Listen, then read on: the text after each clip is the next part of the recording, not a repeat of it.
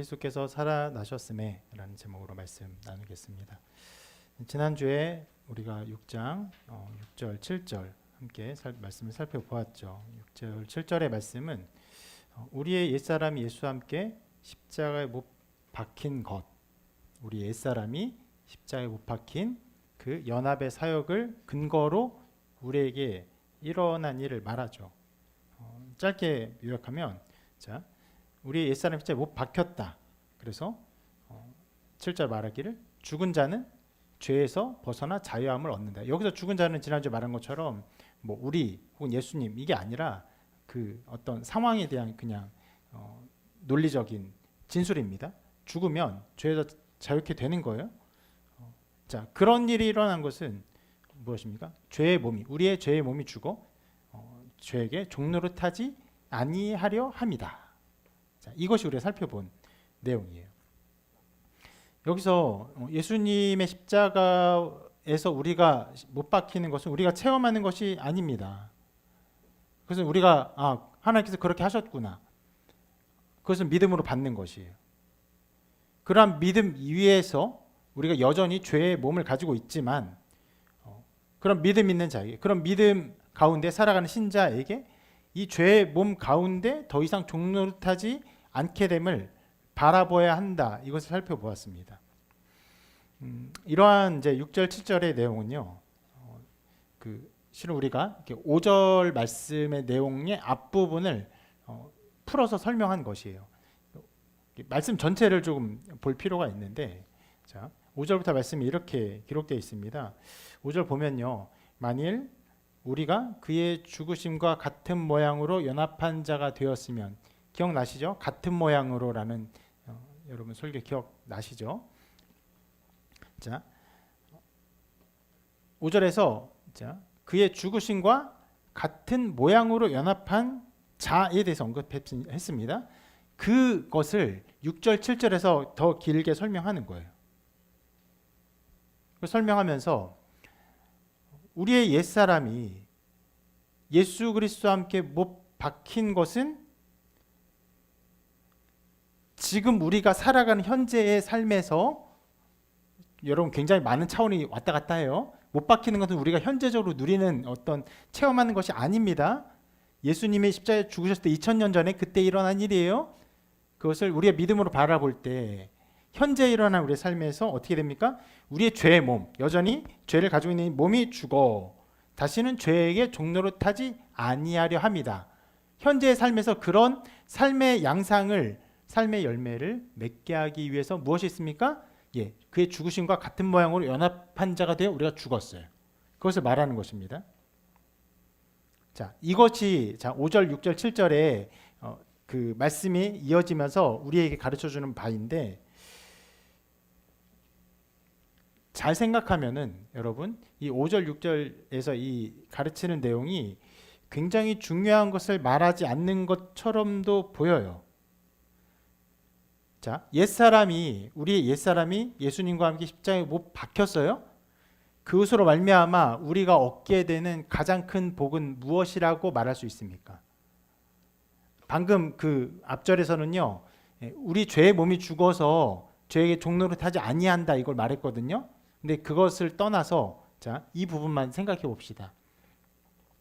옛사람이 십자가에 못 박혀 죽음으로 우리가 받게 된 가장 큰 복은 무엇입니까?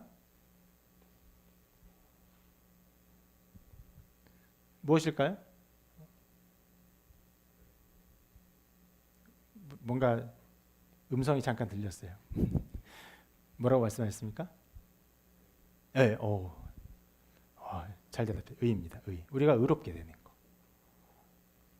좋은 훌륭한 답입니다. 그래서 앞절에서 선포된, 꽤 우리가 오래전에 살펴본 말씀인데 거기에 우리가 받는 가장 큰 복을 말했어요. 이 부분 같이 읽어볼게요. 시작. 예수 안에 있는 성령으로 말미암아 하나님의 은혜로 값없이 의롭다 하심을 얻은 자 되었느니라. 네, 잘 대답했습니다. 완전한 답은 의예요. 의를 얻는 것. 이것은 3장 24절이잖아요. 로마서가 3장 21절부터가 본격적인 시작이거든요. 21절 무엇으로 시작하는지 아시죠? 이제는 그러나 이제는 율법에 하나님의 한 의가 나타났어. 이렇게 시작합니다. 그 시작된 것이 곧 조금 지나서 24절에서 우리가 무엇을 얻었냐? 의롭다함을 얻었다. 그리스도의 십자가로 말미암아 의롭다함을 얻었다. 이렇게 말하는데 아까 본 말씀에서 다시금 그 예수 그리스도의 십자가 그 안에서 우리의 옛사람이 죽었어요. 그러면 거기서 가장 얻게 되는 위대한 것은 어떤 의라고 말할 수 있는데 실은 그것을 말하지 않고 있어요. 다시 한번 6절을 보면 이렇게 말하고 있습니다. 우리가 알거니와 우리 옛사람이 예수 함께 십자가에 박힌 것은 의롭게 됨을 얻기 위해서가 아니라 이렇게 말하지 않아요. 죄의 몸이 죽어 다시는 우리가 죄의 종로를 하지 아니하려 함이니 이렇게 말합니다. 지금 여기서 바울은요. 예수님의 십자가의 사건 그리고 우리 옛사람이 그와 함께 못 박힌 것으로 말미암아 주어진 우리의 모든 것을 다 설명하는 것이 아니에요. 지금 6장에 설명하는 것은 이미 그것에 대해서 중요한 것은 아까 말한 것처럼 그 의의를 이미 설명했어요. 근데 왜 이렇게 말합니까? 실은 6장 1절을 시작하면서 하나의 질문을 던져놓고 그 질문에 대한 답을 하고 있습니다. 그 질문은 이것이죠. 그런즉 우리가 무슨 말을 하리요? 은혜를 더하게 하려고 죄에 거하겠느냐?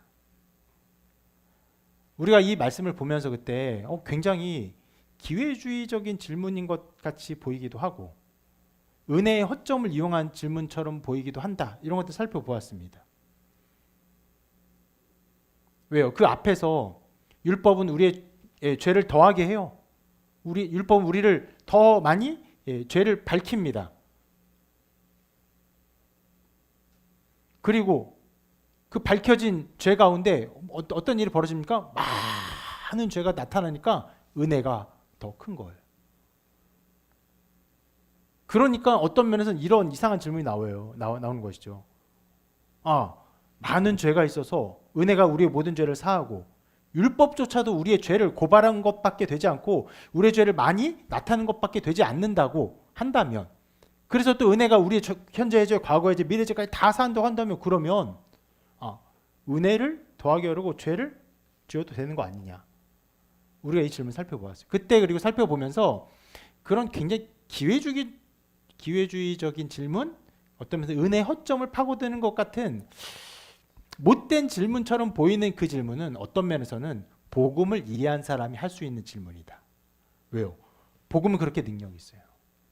복음은 우리의 모든 죄를 다 사요. 다 사요. 모든 죄, 과거의 죄, 현재의 죄, 미래 완전히 다 사합니다.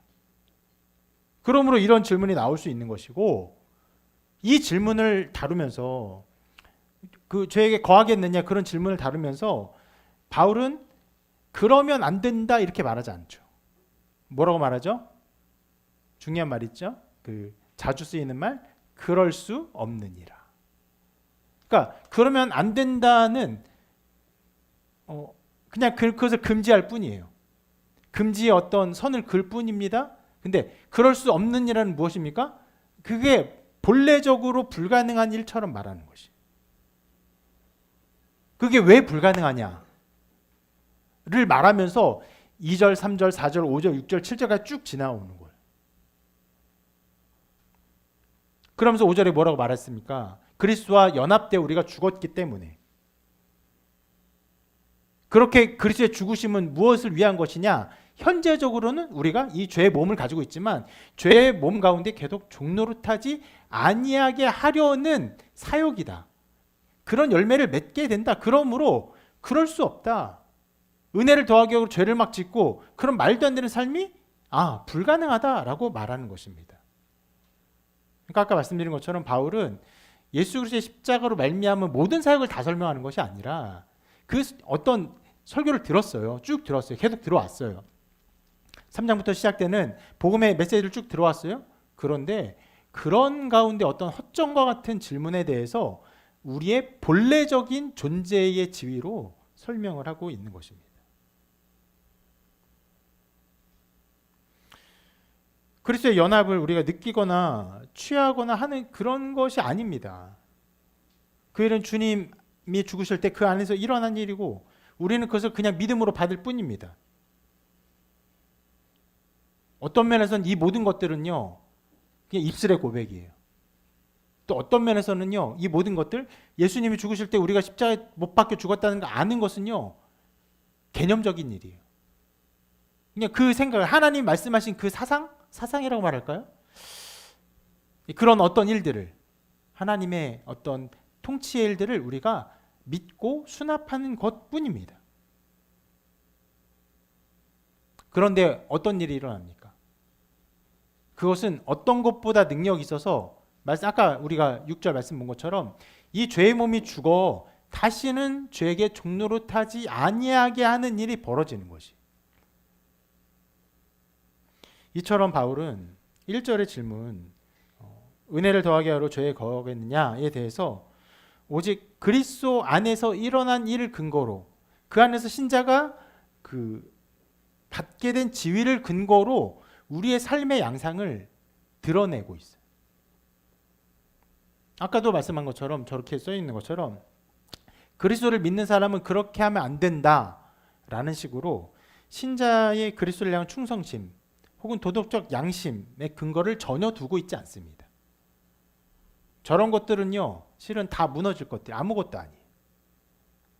그리스도 안에서 우리를 근원적으로 변화시킨 그리스도의 사역, 하나님의 사역으로 말미암아 이 모든 것들을 설명할 뿐입니다.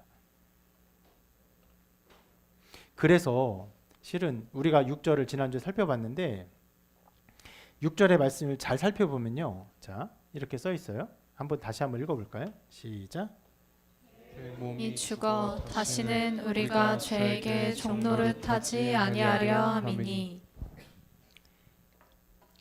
이렇게 진술되어 있지. 자, 이런 식으로 써 있지 않아요? 우리가 죄에게 종노릇하지 않아야 한다 라고 써 있지 않아요. 실은 여러분 이 뉘앙스와 제가 방금 말씀드린 뉘앙스를 실은 구분하기가 꽤 어려워서 제가 영어 번역본을 좀 가져왔어요. 이 부분을 번역한 이제 그 영어 번역본이 이런 식으로 번역했습니다. 원어의 의미를 가능하면 그대로 살린 NASB 버전에서는요 이렇게 써놨어요.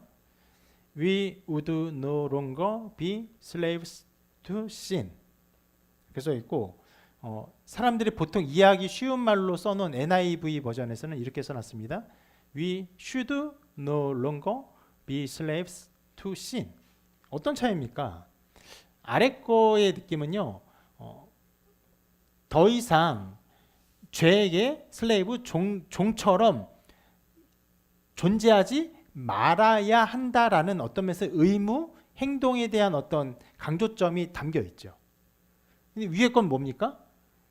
그렇게 우리는 죄에게 종노릇하는 존재가 더 이상 되지 않을 것이야 라는 존재 자체에 대한 의미로 설명하고 있습니다.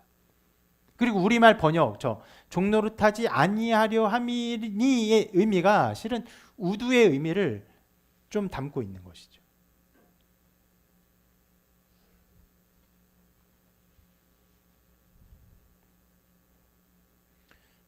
그러니까 이 모든 일은 무엇입니까? 이미 일어난 그리스도의 죽음에 연합한 신자의 현재적인 상태가 무엇이냐? 그리고 앞으로의 상태는 무엇이냐? 더 이상 죄에게 종노릇하지 아니하는 상태를 그냥 말할 뿐이에요. 그것이 우리에게 일어날 일이라고 말하고 있습니다. 무엇 때문에요? 그리스도 안에서 우리의 옛사람이 십자가에 못 박혔기 때문에. 언제요? 내가 그렇게 십자가에 못 박으려고 작정했을 때 아닙니다. 이미 예수님 십자가에 달리실 때 언제요? 2000년 전에. 그와 함께 우리의 존재가 죽었다라고 말을 해요. 그러면 그때 일어난 모든 일을 우리에게, 지금 현재 우리에게 우리의 것이 되게 하는 유일한 수단이 무엇입니까? 그것이 바로 믿음이죠. 믿음은 그것을 우리에게 가져오는 통로예요.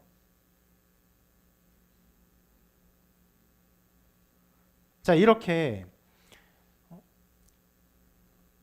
1절부터 좀 많은 것들을 살펴보고 있는데 1절부터 우리가 은혜에 거하려고 죄에 거하겠느냐, 은혜를 더하게 하려고 죄에 거하겠느냐, 이 질문을 답하면서 우리의 존재의 의미, 우리의 죽음, 특히 옛사람이 십자가에 못 박힌 죽음을 가지고 계속 5절, 6절, 7절을 설명하고 있는 것입니다.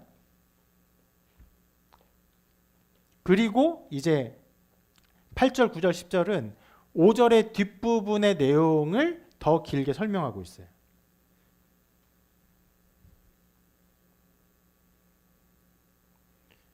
8절 먼저 한번 살펴보면요. 이렇게 말하는데요.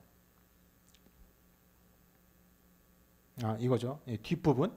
그의 부활과 같은 모양으로 연합한 자도 되리라. 자, 이 부분이 5절의 이 뒷부분이 이제 8절, 9절, 10절이 설명하는 내용이에요.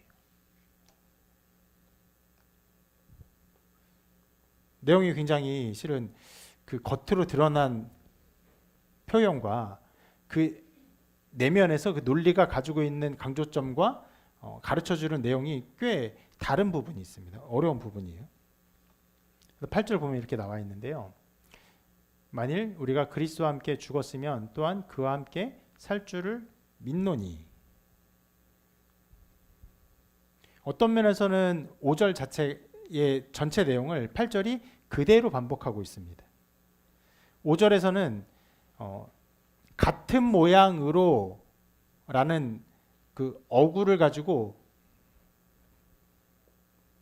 우리가 그의 죽으심과 같은 모양으로 연합한 자가 되었으면, 그 죽으실 때도 같은 모양으로 연합한 자가 되었으면 또한 그의 부활과 같은 모양으로 연합한 자가 되리라 라고 했는데, 밑에 있는 9절 8절을 보면 만일 우리가 그리스도와 함께 죽었으면 또한 그와 함께 살 줄을 믿노니, 같은 모양으로 다 지워놨어요. 간단하게 좀 서술해놨습니다. 그래서 실은 여러분들이 대체로 주님의 죽으심과 함께 죽고 함께 사는 어떤 의미를 기억하고 또 배울 때 이 8절의 말씀을 중심으로 많이 배워요. 우리가 5절에 살펴본 것처럼 같은 모양으로 이 9절은 거의 보지 않습니다. 왜요? 너무 어려워서. 근데 실은 여러분 이 의미를 보다 온전히 알려주는 것은 5절이고 8절은요. 5절의 내용을 다시 반복하면서 일단 좀 헷갈리는 구문들은 다 지워놓고 진술을 좀 빠르게 진행하고 있는 것이에요.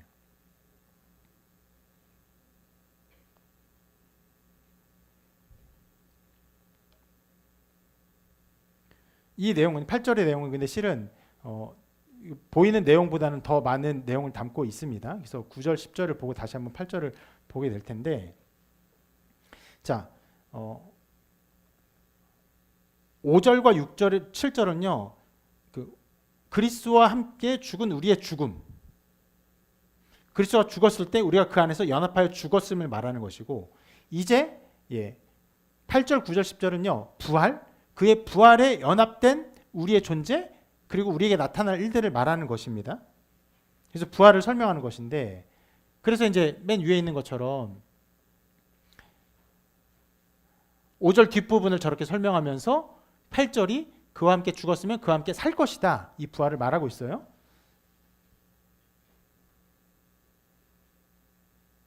이것을 이렇게 설명합니다. 같이 한번 읽어볼까요? 시작. 이는 그리스도께서 죽은 자 가운데서 살아나셨음에 다시 죽지 아니하시고 사망이 다시 그를 주장하지 못할 줄을 알미로라. 네. 여러분 이 구문 자체를 한번 이해해 보세요. 어떤 의미로 이해되시는지 잠깐 제가 한 20초, 30초 시간을 줄 테니까 이해해 보시길 바라며 어떤 의미라고 생각되는지. 에어컨 한 단계 좀 낮춰 주실래요?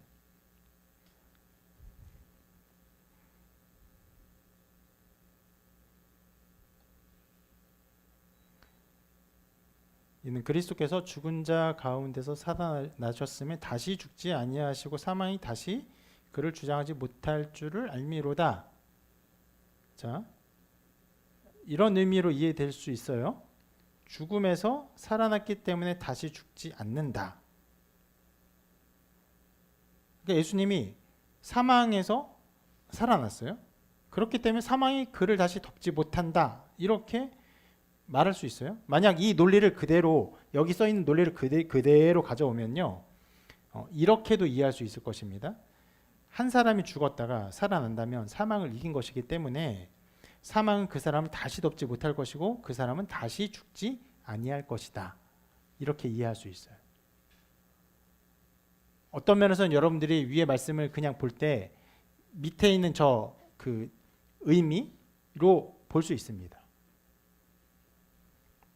그런데 그렇지 않아요. 전혀 그렇지 않습니다. 죽었다가 살아난 사람이라도 실은 다 죽었습니다. 구약에도 그런 사람이 있었고 신약에서 예수님이 살린 세 사람이 있어요. 나인성의 과부의 아들, 그리고 회당장 야이로의 딸, 그 다음에 나사로를 살리셨어요. 여러분, 이 세 사람이 죽었다가 살아났는데 어떻게 됐습니까? 지금도 살아있나요? 자, 아까 그 논리를 그대로 가져다가 이 세 사람 비교하면은 갖다 대면은 죽었다가 살아났기 때문에 사망이 다시 그를 이제 주장하지 못할 것이고 이 사람은 죽음을 이긴 사람이기 때문에 영원히 살아야 되지 않는가 이렇게 말할 수 있어요. 근데 전혀 그렇지 않습니다. 다 죽었어요.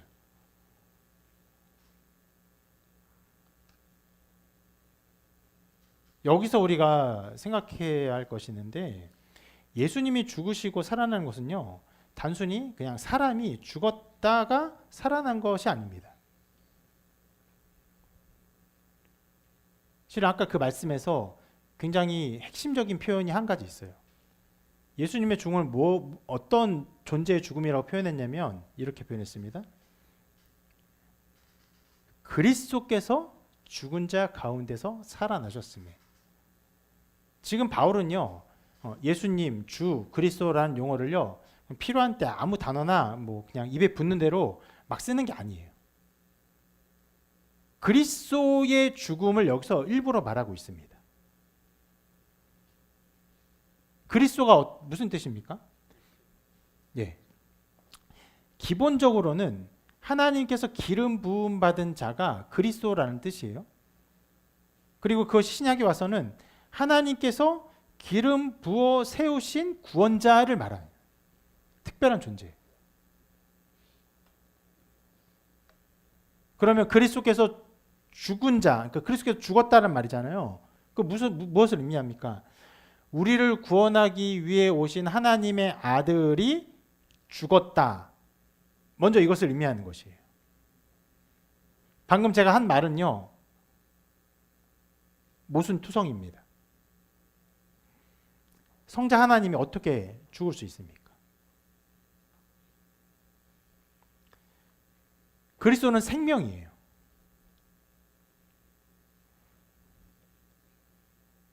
생명 그 자체이기 때문에 그리스도는요, 모든 생명의 근원이십니다. 그래서 로마서 말씀에 또 이렇게 말합니다. 이 부분 한번 같이 읽어볼게요. 시작.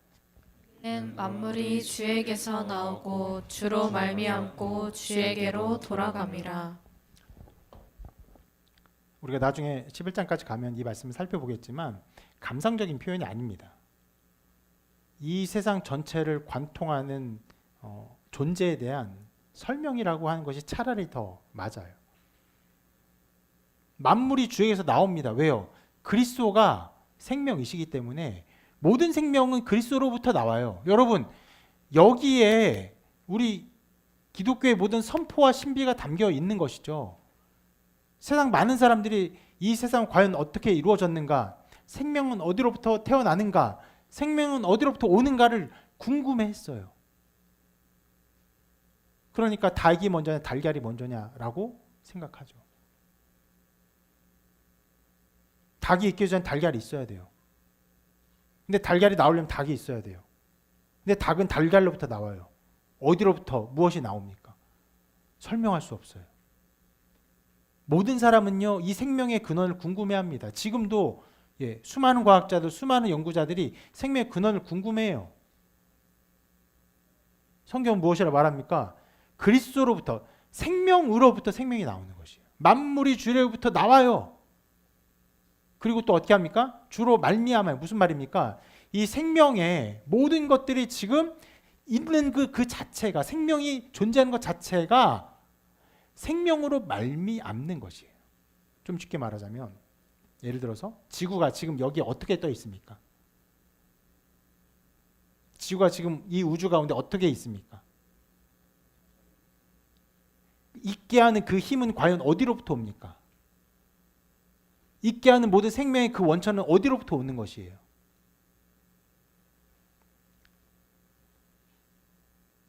그리고 그 생명의 모든 목적은 과연 무엇입니까? 그것은 이 모든 것을 있게 하신 생명의 근원이신 주이세요. 주로부터 나오고 주로 말미암아 존재하고 우리 모두는 다 주에게로 돌아가는 것이에요. 실은 이것만 생각해도 여러분 생각하고 나눌 것이 많이 있을 것이에요. 근데 여기까지만 볼 텐데, 자, 예수 그리스도는 생명의 근원이시고 생명 그 자체 생명의 목적 되시는데 그 생명 그 자체이신 분이 어떻게 죽음을 당할 수 있어요? 불가능한 일입니다. 자, 여러분, 이것이 지금 우리가 살펴보고 있는 것이 기독교예요. 우리가 이 세상을 살아가면서 수많은 일들을 경험합니다. 그리고 수많은 일들의 어떤 원리와 원칙, 그 안에서 우리의 삶의 어떠함을 찾아봅니다. 예를 들어서 뉴턴은 사과가 떨어지는 걸 때는 저것이 왜 떨어지는가? 예. 그리고 그 안에 만유인력의 법칙을 발견하죠. 그것을 있게 한 그 원리를 찾아봅니다. 그것은 어쩌다가 우연히 떨어졌다고 모든 세상 사람들이 생각했지만, 그러나 한 천재적인 그리고 호기심 많은 과학자의 머릿속에서는 그것이 그냥 있는 일이 아니었어요. 그 안에서 놀라운 원리를 발견합니다. 세상의 모든 것들을 있게 하는 그 원리를 발견하죠. 우리는 무엇을 하는 사람입니까? 예수 그리스도가 십자가에 죽으시고 부활하셨어요. 그것이 어쩌다가 우연히 벌어진 일이 아니고 하나님께서 인류의 첫 시작점부터 인류를 구원하기 위해서 작정하신 메시아의 사역이라는 것을 알고 보는 것이에요. 그리고 예수 그리스도의 죽음, 그 부활, 그 안에서 예수 그리스도는 과연 어떤 존재인가, 그분의 죽음은 과연 어떤 의미가 있는가, 그분의 부활은 과연 어떤 의미가 있는가를 계속 탐구하고 보고 그 깊게 보는 사람들이 그리스도인인 것이에요. 그 안에서 생명의 근원을 발견하고 그 안에서 우리의 구원의 근거를 발견하는 것이 그리스도인인 것입니다.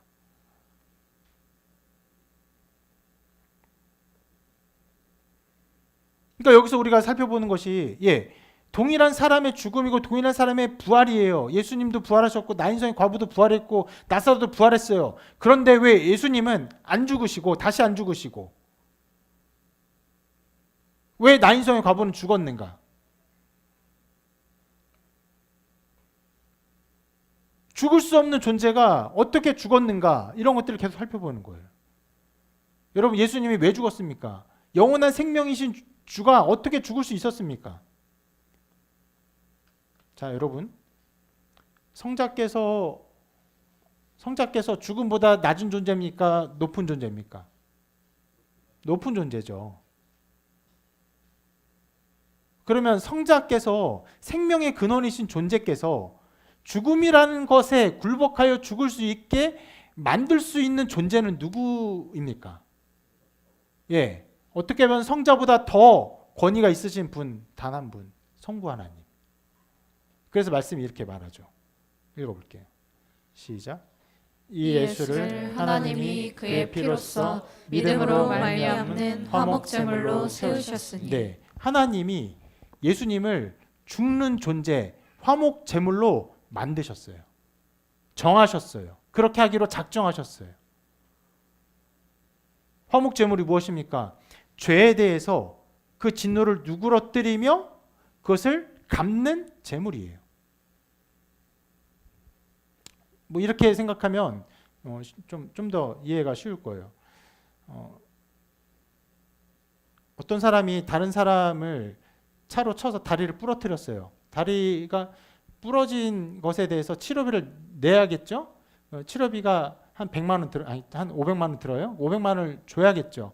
그 모든 치료비를 다 줘야겠죠. 그 500만 원 주면 끝납니까? 아니죠. 일하지 못하는 동안 손해를 보는 것도 다 줘야겠죠. 그럼 그렇게 하면 끝납니까? 아니죠. 무엇을 합니까? 이 사람이 받은 정신적인 데미지, 타격, 그것을 더 갚아줘야 돼요. 그것이 바로 화목의 의미예요.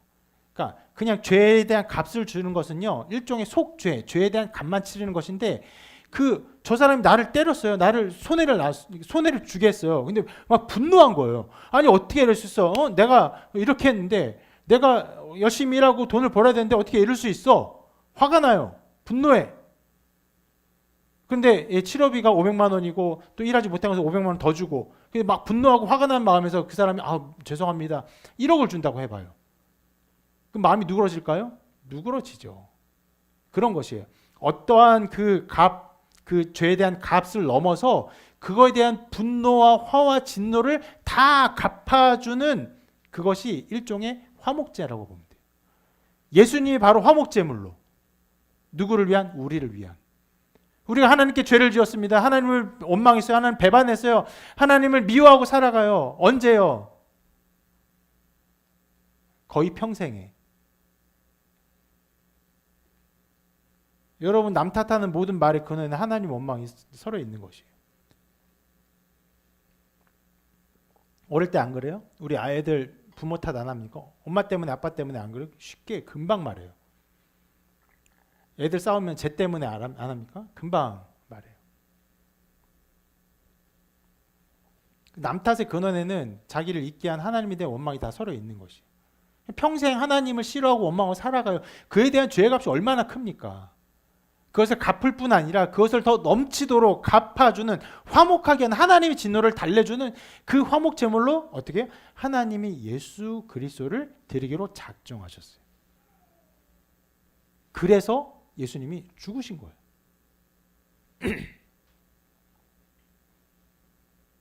이삭을 위해 예수님이 이렇게 오셨죠. 이 부분 말씀 한번 읽어볼게요. 시작. 율법의 육신으로 말미암아 연약하여 할 수 없는 그것을 하나님은 하시나니 곧 죄로 말미암아 자기 아들을 죄 있는 육신의 모양으로 보내어 육신의 죄를 정하사. 우리가 같은 모양으로 볼 때 함께 보았던 말씀이에요. 죄 있는 육신의 모양으로 보내요. 하나님이 그 아들을 그 죄 가운데 처벌하기 위해서 죄 있는 육신의 모양으로 보내셨어요. 그래서 어떻게 하셨습니까? 생명 그 자체이신 주께서 죄 있는 육신의 모양으로 우리에게 오시고 어떻게 했어요?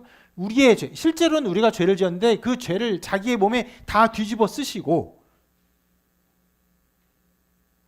그리고 죽으셨어요. 그래서 예수님의 죽음은요, 그냥 한 사람이 죽었다 이것을 의미하는 것이 아니에요. 무엇을 의미합니까? 인류 전체를 속박하고 있는 죄, 그리고 그 죄로 말미암아 인류 전체가 당해야 하는 사망, 그것이 예수 그리스도 안에 일어났다 이를 말하는 것이에요. 하나님이 그것을 다루신 것이에요. 여러분, 제가 계속 나인성 과부 혹은 또 나사로의 죽음, 예수님의 죽음을 비교하고 보고 있는데 이러한 그 면밀한 생각과 어떤 고찰들이 우리의 신앙을 견고하게 합니다. 예수님의 죽음은 한 사람의 죽음, 그리고 살아남, 이것만 의미하는 것이 아니에요. 죽지 못할 존재가 죽었다는 것을 의미하는 것이고, 죽지 못할 존재가 어떻게 죽었는가? 하나님이 우리의 죄를 그 안에서 해결하기 위해서 죽이셨다는 것을 드러내는 것이에요.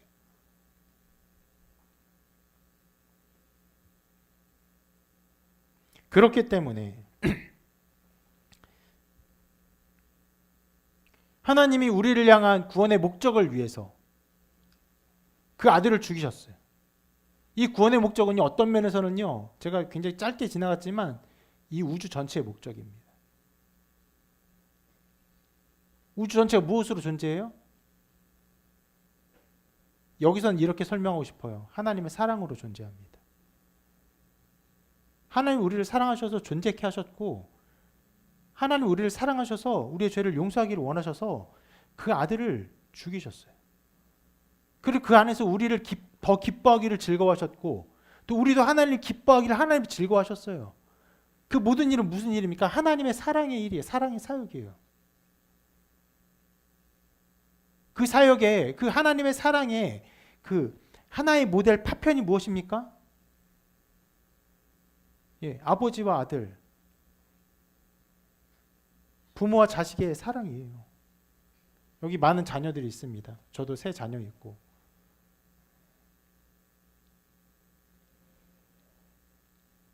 여기 꼬맹이들, 엄마 아빠 발밑에서 놀고 있어요.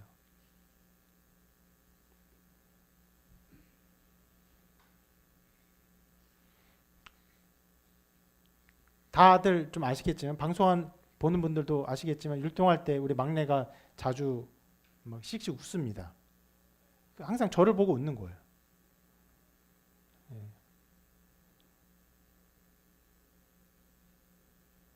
어린 막내를 보면 저도 웃음이 나요. 그냥 웃음이 나요. 부모들 다 마찬가지. 자기 자녀를 보면 한없이 웃음이 납니다. 그 사랑의 하나의 모델이 바로 하나님과 우리의 사랑이 어떠함을 드러내는 것이, 하나님 우리를 그렇게 사랑하기 위해서 이 모든 일을 이루셨고, 어떻게 해요? 생명이신 그 아들을 죽이시기까지, 무엇으로? 화목제물로 죽이시기까지 하셨어요.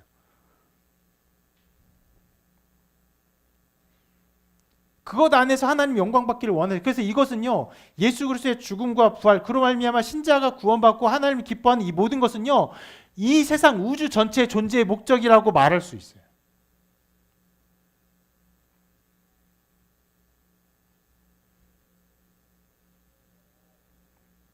부모가 자녀랑 어떤 관계와 어떤 삶을 살길 원합니까? 자녀가 뭐 부지런하게 열심히 살아서 성공하길 바라는 마음이 있지만, 그것보다 더 깊은 마음은 부모와 자녀가 깊은 사랑을 나누기를 바라는 것이죠.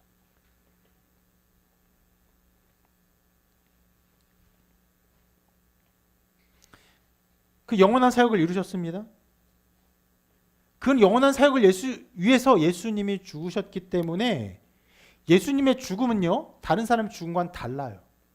그리고 그 죽음이 우리를 위한 죽음이기 때문에 그 죽음이 끝나고 부활하는 것도 다른 의미를 갖습니다. 보십시다. 예수님이 어떻게 하셨다고요? 안 죽는 존재, 생명이신 존재인데 우리의 죄의 짐을 다 짊어지시고 자기가 죽으셨어요.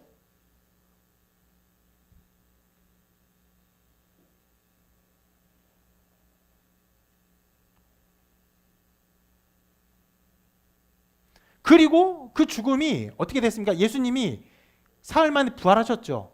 그럼 죽음이 계속된 겁니까? 죽음이 끝난 겁니까? 죽음이 끝났어요. 그럼 무엇을 의미합니까? 바로 죄에 대한 처벌이 끝났음을 의미하는 거예요. 그래서 9절이 이렇게 말하는 거예요. 다시 한번 읽어볼게요. 같이 시작.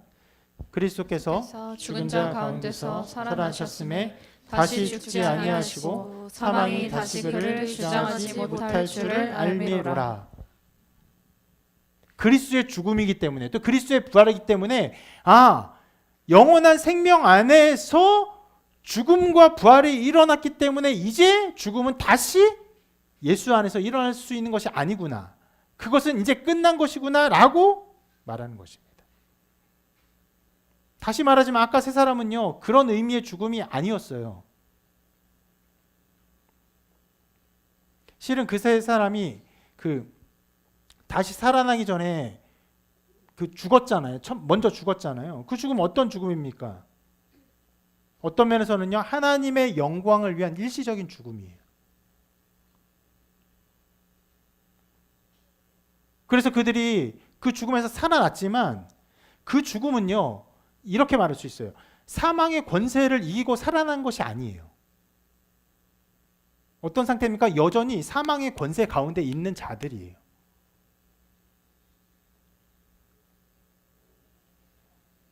생명을 주관하는 예수님의 능력을 보이기 위해서 그들의 생명이 끊어졌지만 다시금 연장시켜 주시고 다시금 호흡의 기회를 주셨을 뿐이에요.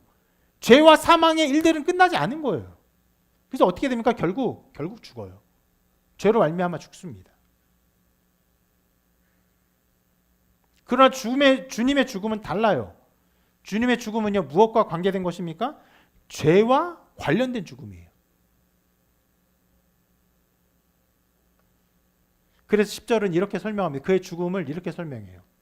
그가 죽으심은 죄에 대하여 단번에 죽으심이요. 굉장히 특별한 또 표현이 나옵니다. 여기서 말씀 보면은 그의 죽으심이 죄로 말미암아도 아니고 죄를 위하여도 아닙니다. 실은 죄로 말미암아 죄를 위하여라고 말할 수도 있어요.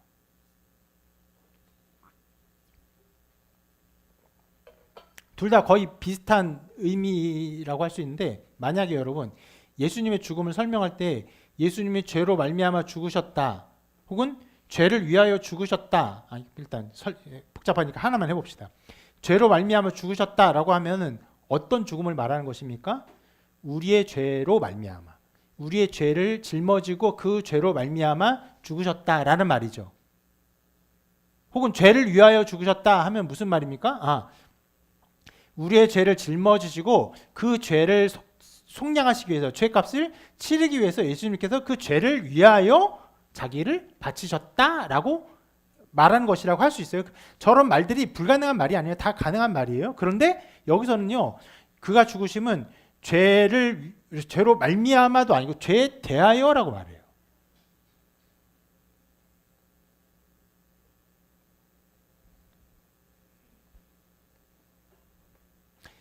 이 설명은요, 우리가 방금 보았던 9절의 말씀, 예수님의 죽음, 그 죽음의 특징을 더욱 두드러지게 설명하고 있는 것입니다. 10절의 말씀이.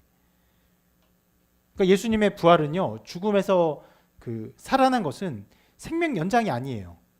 바로 사망을 이긴 것을 말하는 것입니다. 사망을 이겼다는 말이 무슨 말입니까? 그의 능력으로, 예수님이 능력 있는 존재고 하나님의 아들이니까 이제 사망을 그냥 때려 부시고 그냥 짓밟고 그리고 그것을 이겼다, 이것을 의미하는 것입니까? 그것이 아니에요. 자, 죄, 사망 이런 것들에 대해서 바울의 또 다른 말씀을 함께 볼게요. 여기 짧은데 읽어보겠습니다. 시작. 사망이 쏘는 것은 죄요, 죄의 권능은 율법이라. 자, 이게 무슨 말입니까? 죄가 권능을 가지고 있어요. 엄청난 권능을 가지고 있는데 그 권능이 바로 율법이에요. 무슨 말입니까? 사람이 율법을 어겨요. 그럼 죄죠. 그렇게 죄는 율법을 어긴 것으로 말미암아 자기의 권능을 갖습니다. 하나님의 율법이기 때문에 하나님의 권능이에요. 그리고 그 죄는요, 그 율법을 어긴 존재들에게 무엇으로 쏩니까? 사망으로 쏘아요. 사망으로 찔러요. 너 죄를 지었지? 너 죄인이지? 죽어! 죽는 거예요. 우리 다 그렇게 죽는 거예요. 아무도 여기서 벗어날 사람이 없어요. 모든 사람이 그 사망을 당합니다.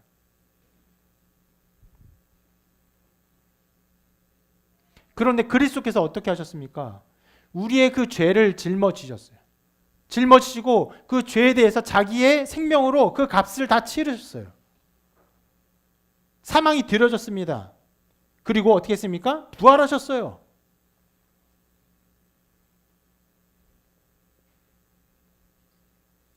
부활하심으로 죽음이 더 이상 예수 그리스도를 덮을 수 없어요. 끝난 것이, 관계가 끝났어요. 그렇기 때문에 10절에서 뭐라고요? 죄에 대하여 모든 관계가 끝났다라고 말하기 위해서 죄에 대하여 죽으심이라고 말하는 것이.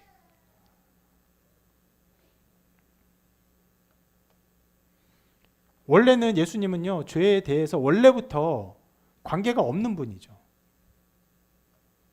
완전한 분입니다. 그런데 일부러 어떻게 하나님이 우리를 구원하기 위해서 아까 본 것처럼 화목제물로 삼으시기 위해서 이 죄의 체제 아래 자기를 두셨어요. 들어오셨어요. 이 말씀 한번 읽어볼게요. 시작. 때가 참에 하나님이 그 아들을 보내사 여자에게서 나게 하시고 율법 아래에 나게 하신 것은 율법 아래에 있는 자들을 속량하시고 우리로 아들의 명분을 얻게 하려 하심이라. 이 말씀처럼 예수님이 율법 밖에 계신 분이었는데 율법 아래로, 율법의 권능 아래로 자기를 두셨습니다. 여자에게 나게 하시고 율법 아래 나게 하셨어요. 나셨어요. 좀 하나의 좀 예를 좀 들어볼게요. 우리가 대한민국 국적을 가지고 태어나면 대한민국 국민이 되죠. 그러면 어떻게 됩니까? 대한민국의 헌법의 통치를 받습니다. 대한민국 율법 아래 우리가 살아가요. 그렇게 살아야 합니다. 예를 들어서 외국 가면요, 뭐 대마초 같은 것들이 합법인 나라들이 있습니다. 근데 우리나라는 대마초를 어떻게 하죠? 불법으로 규정했어요. 그러면 네덜란드 같은 나라, 대마초 합법인 나라로 알고 있는데 네덜란드 여행을 갔어요. 근데 거기는 네덜란드 사람들은 막 대마초를 피워요. 근데 똑같은 나도 가서 한국 사람이 가서 대마초를 똑같이 피워요. 어떻게 됩니까? 이 네덜란드 사람은 아무런 해를 받지 않아요. 그런데 대한민국 사람 어떻게 됩니까? 법에 의해서 처벌됩니다. 반드시 처벌돼요. 똑같은 사람이 그냥 동일한 사람이 두 사람이 동일한 장소에서 동일한 행동을 했는데 한 사람은 처벌되고 한 사람은 처벌되지 않아요. 왜 그래요? 우리는 대한민국 율법 아래에 있기 때문에 그래요.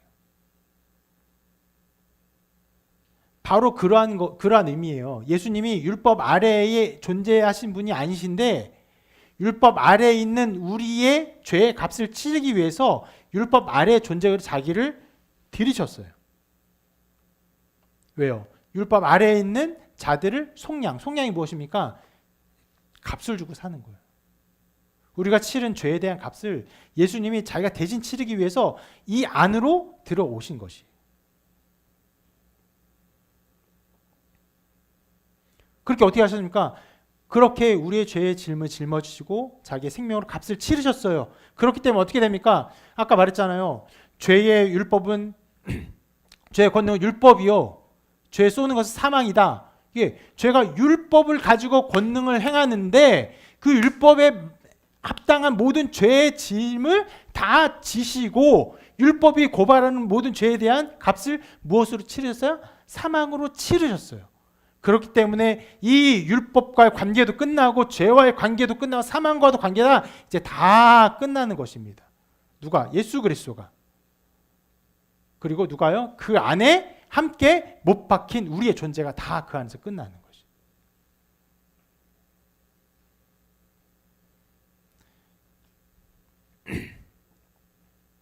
그래서 죄에 대하여 단번에 죽으심이요라고 말하고 있고 또 이 구절을 보면 한마디를 더 하고 있어요.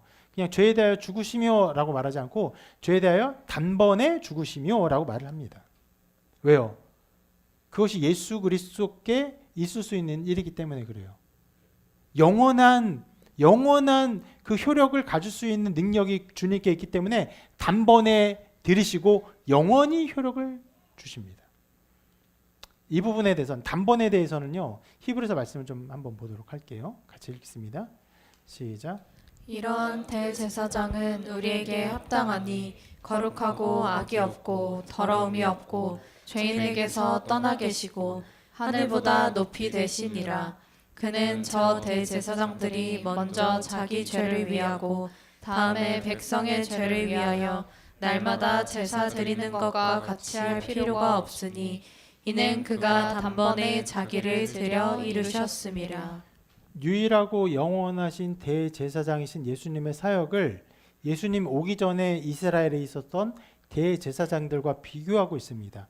대제사장이 무엇입니까? 어떻게 보면 이스라엘 전체에서 한 명인 제사장이에요. 그 한 명의 제사장이 1년에 한 번 그 대속죄일에 모든 백성을 위한 제사를 드립니다. 모든 백성이 함께 모여서 그들을 위한 모든 속죄의 제물을 드림으로 하나님께 나아가요. 그렇게 함으로 이스라엘 모든 백성의 죄가 사하는 그 날을 만드는데 그 죄를 사하기 위해서 대제사장이 어떻게 합니까? 먼저 써 있는 것은 자기의 죄를 속해요. 왜요? 인간이니까 자기도 죄가 있어요. 그러니까 자기의 죄를 위해서 속하는 어떤 제물을 드리고 그리고 깨끗해진 상태에서 모든 백성을 위한 제물을 드려요. 그것이 대속죄일에 일어난 일인데 그것이 언제 일어납니까? 매 해마다. 왜 그렇습니까? 인간은 계속 죄를 짓기 때문에. 그런데 예수님 그렇게 하지 않으세요. 단번에 자기를 들이셨어요. 단번에 자기를. 왜요? 예수님의 십자가의 사역의 그 효력은요. 우리의 모든 죄, 인류의 모든 죄를 다 짊어지시고 죽으신 것이기 때문에 단번에 자기를 들이시고 영원한 효력을 가지고 계신 거예요. 그래서 그의 죽으심은 죄에 대해 단번에 죽으심이요라고 말을 하고 있습니다.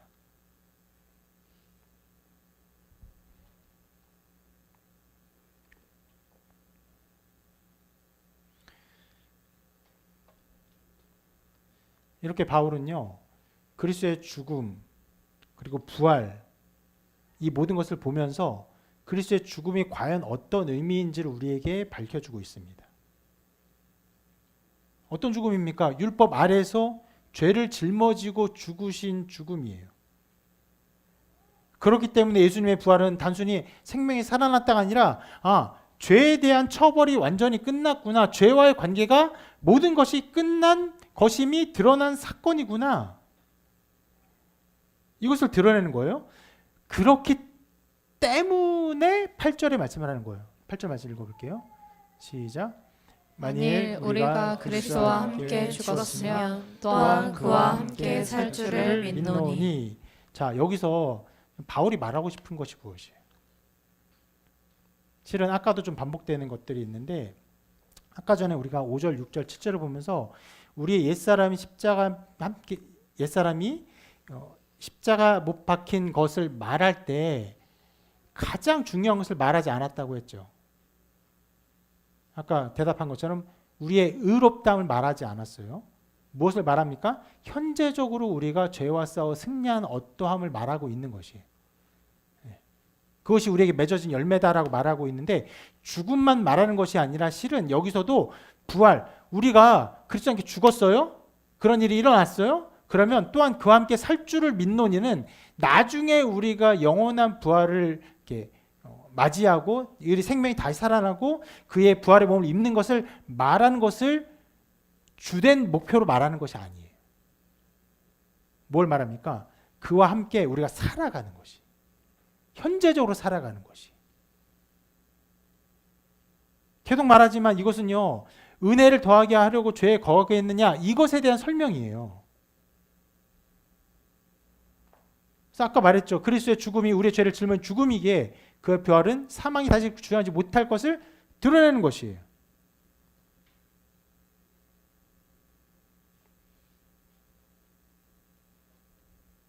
그래서 그의 죽음, 예수님의 죽음 무엇입니까? 죄에 대해서 죽는 것이 그것과 관계없는 것이에요. 그래서 그와 함께 죽은 자는, 예수님과 함께 죽은 자는 어떻게 돼요? 동일하게 죄에 대해서 죽은 존재가 돼요. 율법에 대해서 죽은 존재가 돼요. 쉽게 말하면 어떻게 됩니까? 진리를 알지니 진리가 너희를 자유롭게 하리라. 자유케 됩니다.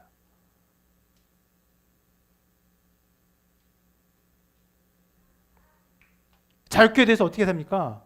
그와 함께 살아가요. 그리스도와 함께 살아가요.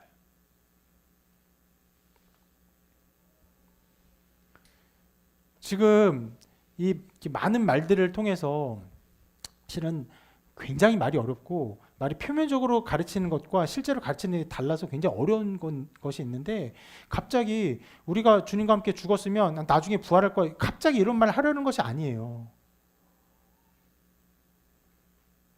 많은 은혜, 정말 수많은 은혜, 수많은 율법으로 말미암아 우리가 많은 죄를 지은 것을 알게 하시고, 그리고 우리를 구원하셔서 그 많은 은혜를 누리게 하셨는데, 그러면 우리가 은혜를 더하기 위해 죄에 거하겠냐, 이런 말을 할 수 있는 그런 상황에서 그리스도인이 어떤 존재냐, 그리스도인은 그 주와 함께 죽은 존재고, 주님의 죽음은 죄에 대해서, 죄와의 관계가 완전히 끝난 존재를 드러내는 것이고, 그것을 드러내는 부활이기 때문에 우리는 그와 함께 죽은 존재로서 그리스도와 함께 살아가는 존재다라고 말을 하고 있는 것입니다.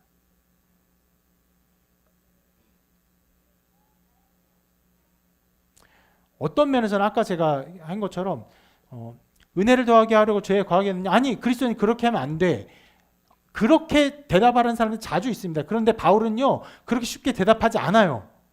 그리스도 안에서, 그리스도의 십자가 사역 안에서, 그분의 사역 안에서 우리의 존재를 말하면서 우리가 맺을 열매를 어떤 면에서는 어렵게 설명하고 있습니다. 왜 그렇습니까? 신자의 삶은요, 그리스도를 위해 살아야 한다라고 가르쳐서 할 수 있는 것이 절대 아니에요. 흉내낼 수 없습니다. 수많은 사람들이 교회에 옵니다. 모든 사람이 구원받습니까? 그렇지 않아요. 그리스도인의 어떠함을 흉내내다가 이탈한 사람들이 많습니다.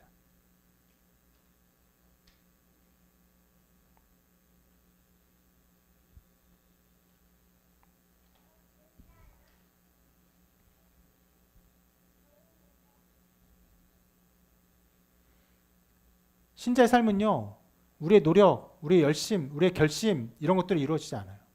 오직 그리스도의 사역, 그것으로 말미암아 주어지는 믿음, 이것밖에 없습니다. 그렇기 때문에 예수 그리스도의 사역을 아주 어렵게 말하고 있는 것이에요.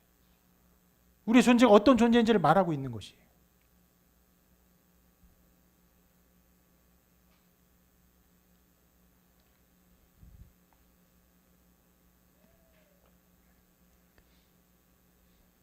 굉장히 얼토당토하는 질문. 은혜를 더하게 하려고 죄에 거하겠느냐? 실은 그때 말씀드린 것처럼 십자가의 은혜 너무나 크기에 어떤 면에서는 가능한 질문이에요. 그리고 가능한 질문인데 그것을 또 쉽게 대답하지 않아요. 그의 존재가 어떤 건지를 여러 모양으로 설명하고 있어요. 그의 죽음, 그의 부활, 우리 옛사람, 현재 죄의 몸, 그리스도가 죽음으로 말미암아 그가 부활함으로 말미암아 사망과 관계가 끝났다는 것, 그가 단번에 들어졌다는 것, 이 모든 것들을 아주 어렵게 말을 하고 있습니다.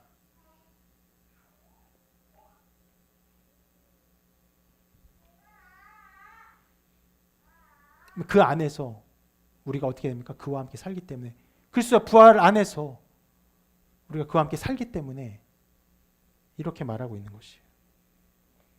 실은 신자의 삶은요, 정말 그와 함께 사는 것이죠. 그와 함께 사는 삶의 열매는 무엇입니까? 우리가 이미 어떻게 보면 살펴보았어요. 5장 1절에 이렇게 말했습니다. 그러므로 우리가 믿음으로 의롭다 하심을 받았으니 우리 주 예수 그리스도로 말미암아 하나님과 화평을 누리자. 이것입니다. 기독교는요, 말도 안 되는 일을 하는 곳이에요. 함께 모여서 교훈을 받고 마음의 결심을 하고 헌금 내고 잘 살아보겠다 결심하는 것이 아니라 하나님과 화평을 누리는 것입니다. 하나님 나를 사랑함을 알고 나도 하나님을 사랑하며 그 안에서 기뻐하며 살아가는 것이에요. 능력입니다. 생명입니다. 그래서 기독교가 시작된 이후로 수많은 핍박과 지금도 우리나라 수많은 사람들이 기독교가 없어지기를 간절히 바라고 있어요. 대놓고 말을 합니다. 언제나 기독교는요, 없어지고 사라져야 될 존재로 대우받아 왔어요. 그러나 실제로 죽음을 당해도 핍박을 당해도 언제나 기독교는 살아나요. 왜요? 하나님과 화평을 누리는 존재이기 때문에 그렇습니다. 1절에 이렇게 말했고 2절에 뭐라고 말했습니까? 또한 그로 말미암아 우리가 믿음으로 서 있는 이 은혜에 들어가면 얻었으며 하나님의 영광을 바라고 즐거워하느니라. 그리스도의 사고로 말미암아 서 있어요. 견고하게 서 있어요.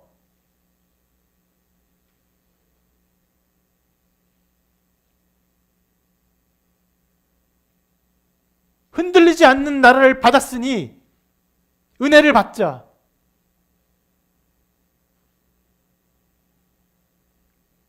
흔들리지 않는 나라에 서 있어서 반드시 하나님께서 은혜를 주실 것을 알고 그것을 누리는 것이에요. 하나님의 영광을 바라고 즐거워하느니라. 그것이 신자의 삶입니다.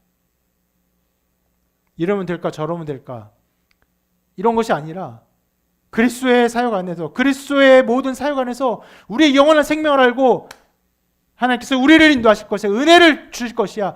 은혜로 우리를 인도하실 것이야. 은혜를 받자라고 담대하게 선포하는 것이 신자의 삶입니다. 어떤 면에서 1절, 2절의 말씀에 비하면요, 3절, 이게 5장 3절 이후의 말씀은요, 굉장히 실제적이에요. 그래서 조금 어떻게 보면 좀 하등해 보일 수도 있습니다. 그런데 우리의 실제 삶에 연관되기 때문에 더 말도 안 되는 신자의 삶을 보여줍니다. 뭐라고 말합니까? 1절에서 하나님과 화평을 누리자. 2절에서 하나님의 영광을 바로 즐거워하니라. 3절 뭐라고 말합니까? 같이 읽어볼게요. 시작. 다만 이뿐 아니라 우리가 환난 중에도 즐거워하나니 이는 환난은 인내를, 인내는 연단을, 연단은 소망을 이루는 줄 알미로다. 환난 중에도 즐거워하는 거죠. 즐거워해야 한다가 아닙니다. 신자는 환난 중에 즐거워합니다. 이것이 바로 그리스도와 함께 살 줄을 믿는 자에게 나타나는 삶의 열매인 것이에요. 이 모든 것은요, 우리가 노력해서 애를 써서 가르쳐서 쟁취할 수 있는 것이 전혀 아닙니다. 우리가 이렇게 살아갈 수 있는 유일한 단 한 가지 길이 무엇입니까? 이는 그리스도께서 죽은 자 가운데서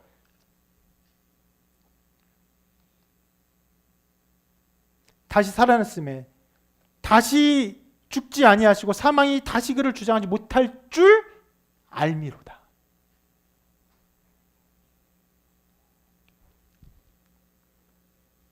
그를 아는 것이. 그리스도의 사역을 아는 것이 이 삶의 열매를 가져오는 것입니다. 심지어는 이 구절 말씀하기 전에 3절에서 또 이렇게 말하죠. 무릇 그리스도 예수 합하여 세례를 받은 우리는 그의 죽으심과 합하여 세례를 받은 줄을 알지 못하느냐. 그와 함께한 존재예요. 그와 함께 세례를 받은 존재, 그와 함께 죽은 존재예요.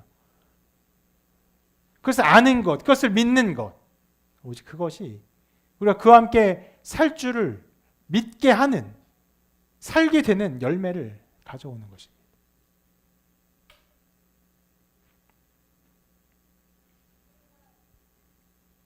그리스도에 대한